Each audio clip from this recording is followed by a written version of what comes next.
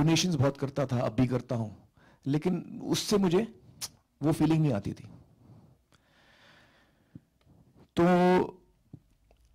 फिर मुझे लगा जैसे जैसे टेलीविजन बदलने लगा, क्योंकि एक टाइम पे दूरदर्शन था, एक ही चैनल था, फिर टीवी में बदलाव आया, TV medium as a medium, उसमें बड़ी तब्दीली आई, हर घर में एक टीवी आ गया, टीवी चैनल्स आए बहुत सारे, और जनरल एंटरटेनमेंट के चैनल्स आए, न्यूज़ चैनल्स आए अलग अलग।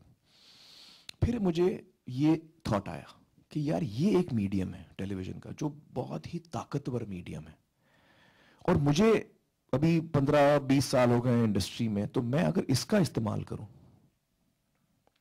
तो शायद मैं कुछ कर पाऊंगा। जो कुछ मैंने इज्जत कमाई है, जो लोगों का प्यार कमाया है, मैं उसका इस्तेमाल कर सकता हूं टेलीविजन पर आकर, और उन मुद्दों के बारे में बात कर सकता हूं जिससे लोगों की जिंदगी में फर्क आ सकता है। तो यहां से ये थॉट आया। इसको भी 5-6 साल हो गए मतलब काफी टाइम हो गया था। और फिर जब उदय जी आए और उन्होंने मुझे एक गेम शो ऑफर किया था, मैंने कहा मुझे गेम शो में इंटरेस्ट नहीं है। तो उन्होंने कहा आपको क्या इंटरेस्ट है? मैंने कहा मुझे ऐसा कोई शो करना है जिसमें हम समाज को एक बड़े पैमाने पे बदलने की उम्मीद कर सकते हैं या कोशिश कर सकते हैं। तो फिर उन्होंने इंटरेस्ट दिखाया, और फिर मैंने सबसे पहले फोन किया सत्या को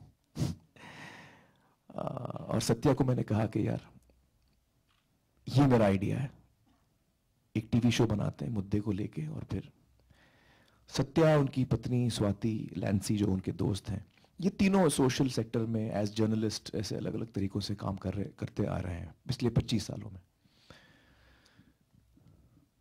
तो सत्या बड़ा एक्साइटेड हुआ और उसने कहा कि यार जो 25 सालों से मैं करने की कोशिश कर रहा हूं, लोग मेरी बात सुनते नहीं है तो शायद तेरी बात सुन ले यार।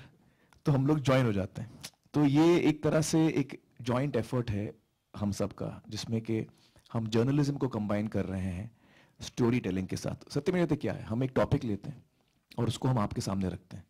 कन्या भ्रूण हत्या, मैं आपको उदाहरण देता हूं। कन्या भ्रूण हत्या एक टॉपिक है। अब मैं शुरू कर सकता हूं कि दोस्तों आज हम बात करेंगे कन्या भ्रूण हत्या के बारे में। लोग अगर ये अरे यार कन्या भ्रूण हत्या यार हमको आज बहुत बोर करने वाला ही, कन्या भ्रूण हत्या यार हमको मालूम है यार ये सब प्रॉब्लम है यार, और कुछ बता यार। ये रिएक्शन आता लोगों का। हमने शो उस तरह शुरू नहीं किया। हमारी रिसर्च में जो जो आया हमने वही बताया, कोई बात हमने रोकी नहीं। लेकिन हमारा तरीका क्या था बताने का? हमने शुरू किया शो कि दोस्तों मैं अक्सर लोगों से पूछता हूं कि आपकी जिंदगी में सबसे अहम, सबसे इंपॉर्टेंट इंसान कौन है? तो अक्सर मुझे जवाब आता है कि मां। मेरी मां सबसे अहम है मेरे लिए। और बात भी सही है। जब मैं अपने मां के बारे में सोचता हूं, जिस तरह से उसने मेरी परवरिश की है, बचपन से लेके पैदा मेरी मां ने किया, और हर कदम पर अगर उसने मेरा हाथ नहीं थामा होता तो मैं आज जिंदा नहीं होता। खुद उसने खाना नहीं खाया, मुझे खिलाया। इतनी सैक्रिफाइसेस की हैं एक मां ने। तो मैंने आपको पहले इमोशनली एक मां के साथ कनेक्ट किया, अपनी मां के साथ कनेक्ट किया, और फिर मैंने कहा कि चलिए देखते हैं कि आज हम अपने माओं के साथ क्या बर्ताव कर रहे हैं। अब मैं कहानी आपको सुनाता हूं एक मां की। आपका देखने का नजरिया बदल जाता है। अगर मैं आपको बोलूं कन्या भ्रूण हत्या में एक महिला है जिस पे अत्याचार हुआ है, तो आप बोलेगा अरे एक महिला है जिस पे अत्याचार हुआ है।